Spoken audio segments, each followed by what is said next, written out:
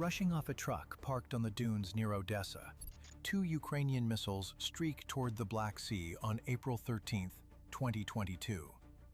Their target waits 120 kilometers distant. The Moskva, pride of Russia's Black Sea fleet, and the most prized warship in the entire theater. Wrapped in low clouds, her crew feels untouchable. They have perhaps 10 minutes before that confidence evaporates. The initial boosters fall away. Turbofans ignite and push the pair forward. Yet Ukraine has already positioned something else in the air. A second asset launched 20 minutes earlier.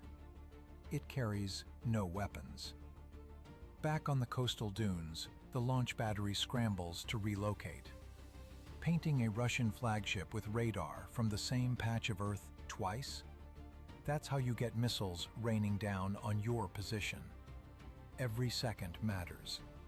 The moment those Neptunes are airborne, crews pack everything and move. They won't know if the strike succeeded until long after they've vanished. Hopeful? Yes, because by every textbook rule, this shouldn't work. Look at the geometry. 120 kilometers stretches 7 times beyond what a little coastal radar should detect. Imagine shouting across New York to Philadelphia, with the Earth's curve blocking your voice. That's the distance involved. Past 18 kilometers, the planet curves away and ships vanish below the radar beam. This contact shouldn't exist on any screen. Yet here's where physics bends. Warm, dry air has slid over cool, damp sea. That boundary warps the beam itself, pinning it to the surface, carrying it past the horizon.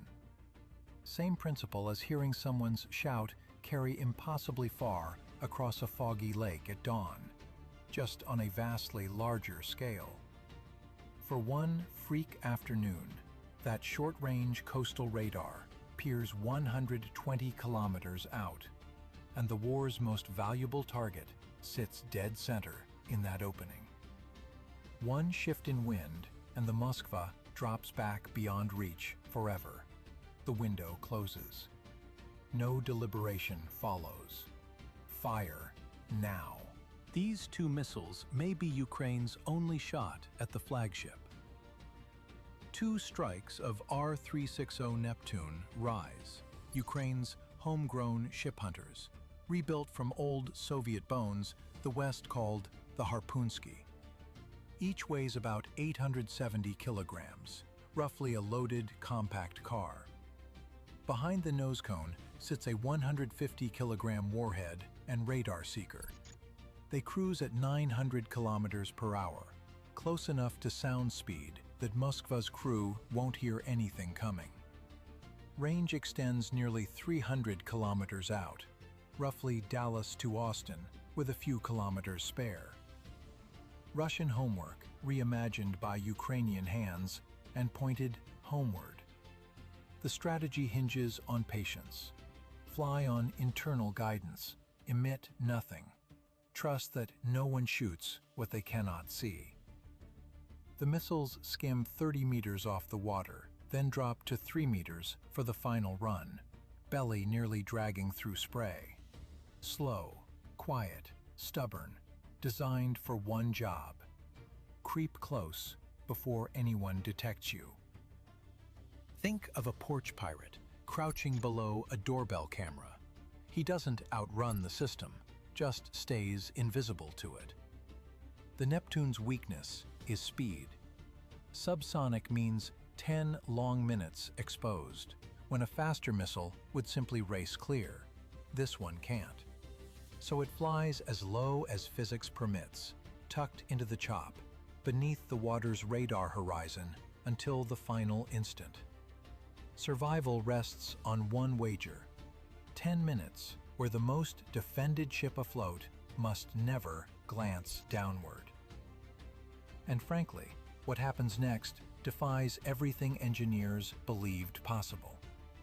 The Neptune was designed to sink vessels up to 5,000 tons. Moskva displaces 12,000 500 tons, 2.5 times heavier. On paper, a featherweight walks up to a heavyweight and throws the opening punch. Moskva serves one purpose above all: unfold an air defense umbrella over an entire battle group. 16 Vulcan anti-ship missiles ride in deck launchers, each capable of threatening American carriers from hundreds of kilometers distant. 4 decades of Soviet and Russian air defense innovation stacks around her, layer upon layer, all pointed skyward. That's the problem. The ship sees everything coming and destroys what it dislikes long before arrival. Out there, her crew has never felt safer. Low clouds blanket them. Nothing penetrates that from above. Not satellites, drones, or jets. They sit far beyond any shore radar Ukraine supposedly possesses. And by every calculation their officers run, the flagship remains invisible. Sneaking 2 slow missiles to her resembles flicking a bus-sized guard dog on the nose. Coastal operators can only wait. The battery cannot watch missiles fly, spot the ship, or verify a hit through that cloud wall. In 10 minutes, they either sink Russia's Black Sea Fleet flagship, or they've wasted the 2 most critical missiles in their entire arsenal on empty ocean. Over the water, the Neptunes have been flying solo for 2 minutes, cruising beneath gray clouds. Autopilots battle northerly winds, pushing toward swells. Seekers stay cold and dark. No link connects to the battery, and clouds block any satellite coverage. Just accelerometers and gyros counting heartbeats since launch, converting speed to distance, distance to position, betting on the math. Behind them, the battery has vanished. Ahead, Moskva remains convinced she's alone. For 6 more minutes, only wind, salt, and 2 missiles holding heading, while numbers tick away. Then numbers carry them into someone else's domain. The missiles cross into the 90-kilometer zone, deep inside Moskva's outermost defenses. The gauntlet begins. 5 separate layers stand between Neptunes and hull. Every single one can end the run independently. Yet somehow, the missiles must slip past all 5. First wall, the MR-800 long-range air search radar crowning the mast, sweeping a full 360-degree circle past 200 kilometers. It's fully awake, functioning perfectly, reporting nothing. Why? The MR-800 hunts aircraft, targets standing clean against empty sky. A Neptune 3 meters off water is entirely different. Down there, the beam fights the sea itself, every wave throwing its own clutter back. A missile the size of a kayak vanishes into that noise like a black cat at midnight. The radar stares straight at them and reads ocean. In my view, this is the first small miracle, not carelessness, but a radar meeting the wrong kind of target and seeing nothing amiss. The Black Sea Fleet's most expensive naval radar just mistook 2 guided missiles for choppy water. Past that radar lies the wall that should finish them. If anything aboard Moskva can swat them down at distance, it's the S-300F long-range air defense system. 64 missiles wait in launchers below. The dome NATO calls Top Dome. That's the radar aiming everything. It tracks targets and steers missiles onto them. Without that dome facing the right direction, all 64 rounds stay asleep. The entire system can only shoot where this one radar points. And this dome has a critical flaw Ukraine is about to exploit. It doesn't see all directions. The dome covers 180 degrees at a time.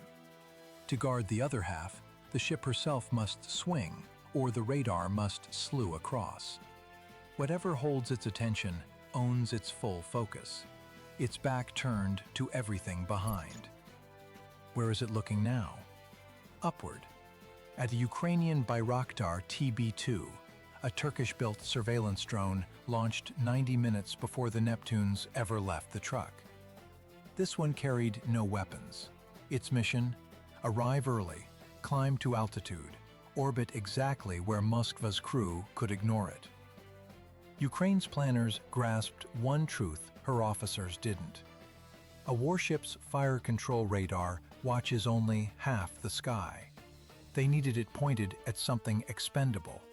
It worked perfectly. The crew does exactly what training demands. They lock their best eye on the threat above. Not because they erred, but because they made the right call against the wrong target. Moskva stays alert. Precisely what Ukraine wanted. With fire control radar fixed on the drone, its blind semicircle hangs over open water to the south, exactly where Neptunes are crossing. A second problem exists, rooted in physics itself. S-300F interceptors need altitude. By the manufacturer's specs, they cannot engage below 25 meters. A missile off vertical launch needs room to tip over and accelerate. Neptunes skim at 3. Even with perfect track, the cruiser's finest missile cannot reach anything lower than an 8-story building. Yet Neptunes cross at basketball hoop height. The system most likely to end this can neither see them nor, if it somehow did, reach low enough to touch them. Two paths that wall should have held. Both collapse in seconds. The Neptunes pass beneath the turned eye and keep coming. Around 25 kilometers out, they finally clear the ship's radar horizon. 90 seconds to impact. 3 walls down. 2 of the closest remaining defenses still wait. Systems designed precisely for this. The low and fast leaker beating everything else. On the forecastle, the launcher that should be rising stays flat and folded. It belongs to the OSA-M, a short-range system the Soviets fielded decades ago with one purpose: swat subsonic anti-ship missiles before they reach the hull. The Neptune is exactly what it was built to stop, and it's the only wall here with a genuinely clean shot. Then comes the cruelest luck of the day. The OSA-M is broken. Not asleep, not stowed. Broken. Its tracking antenna won't lock. Its scope paints a phantom target where none exists, a ghost signal burying any real contact in noise. The single weapon aboard designed to stop a sea skimmer chose this afternoon to fail its own diagnostics. The system that could have saved her stares at a hallucination while the actual threat closes in. Range falls through 15 kilometers, then 12. 60 seconds remain. Missiles bore in flat. Nothing aboard the cruiser stirs. 10 kilometers. 8. At 5 kilometers, they reach knife range and encounter the absolute final wall. Look at the 6-barreled cannons tucked along her sides. Those are AK-630 close-in weapon systems, CIWS. Each one is a 30mm Gatling wired to its own little radar, throwing 5,000 rounds a minute. A fire hose made of metal. The thing's supposed to shred a missile in the final 2 seconds when every other layer fails. Here's what people get wrong about the AK-630. Moskva doesn't carry one. She carries 6, spaced around the hull, so at least one can take a shot no matter direction the missile comes from. 6 fire hoses. Any single one could shred a Neptune in the final moments. The odds of a sea skimmer beating all 6 are supposed to be vanishingly small. That's the whole point of stacking them. So why does every last one stay silent? Because a CIWS gun doesn't hunt alone. Each one answers to a little fire control radar that must be handed the target first, told where to look, where to aim, when to fire.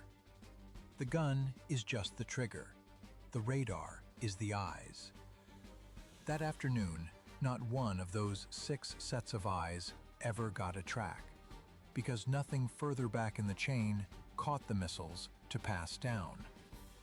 6 guns, all healthy enough to fire, all pointed at empty sky, because no one told them where the threat was. It gets worse. Recovered inspection logs showed the nearest mount in even rougher condition than the rest. Its control unit dead, no power at all. Barrel worn so far past its limit, it was due for replacement. That single gun, best positioned to catch the Neptunes, wouldn't have even fired with a target handed to it. The other 5 never got the chance. One more threat should have saved her, the quietest miracle of all. The most voracious electronic ears, listening gear that catches a hostile radar the moment it transmits. When a Neptune seeker activates, those ears should scream. The books promise a crew 2 minutes to do something, anything. 2 minutes is a lifetime down here. They never get it.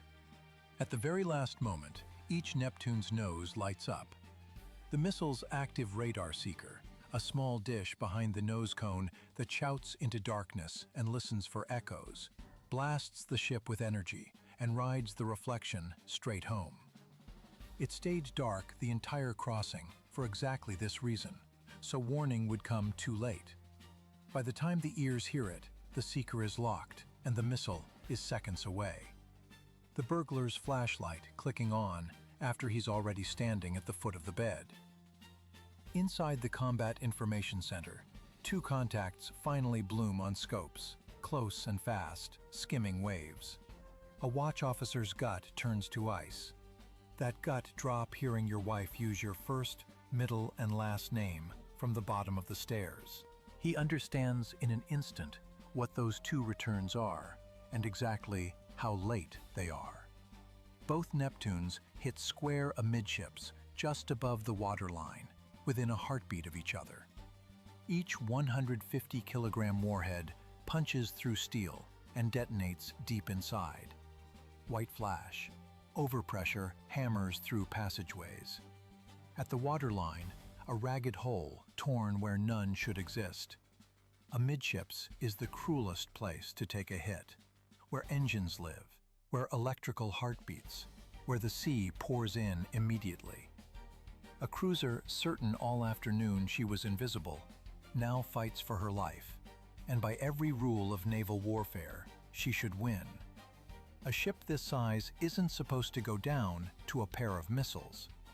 2 warheads carrying 150 kilos each don't add up mathematically to 12,500 tons on the bottom. On paper, Moskva survives this, limps home, gets patched. But the missiles only needed to start a fire. A warship is the worst place on Earth for that, because it's a magazine wrapped in steel.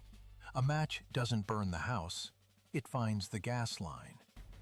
Fire reaches the very thing she was built around, those 16 Vulcan missiles and air defense rounds stacked below, every single one packed with propellant. They begin cooking off. Now Moskva isn't fighting 2 missiles, she's fighting her own arsenal and a crew that cannot get ahead of it. Power fails, pumps quit. A ship that cannot pump cannot fight fire or hold back the sea. Crew fights desperately, dragging hoses to compartments hot enough to blister paint. But Blaze keeps jumping ahead, fed by everything a warship carries. Secondary blasts tear through the hull. List grows steeper hourly. Eventually, there's no saving her. Abandoned ship order goes out. A tow line stretches across to drag the burning hull back toward port. One last desperate try to bring the flagship home in any condition at all. Weather turns rough and openly hostile. The sea has other plans as she sinks beneath the waves. She was the largest warship sent to the bottom in combat since the Falklands. the first Russian flagship lost in battle since Japan broke the Tsar's fleet at Tsushima in 1905. 2 missiles, worth maybe $1 million apiece, just put a warship valued at the better part of $1 billion on the seabed. Somewhere in Moscow, an admiral works out how not to fall out a window. Moscow called it an accident for almost 4 years. A stray fire on a careless night. Own ammunition cooking off in heavy seas. Then, in January 2026, a Moscow court finally admitted what Kiev said on day 1. 2 missiles did this. The fleet had been holding well back from the Ukrainian coast ever since. To be frank, the implications of that moment rippled far beyond just one ship. But all that came later, years after the storm finished what the missiles started.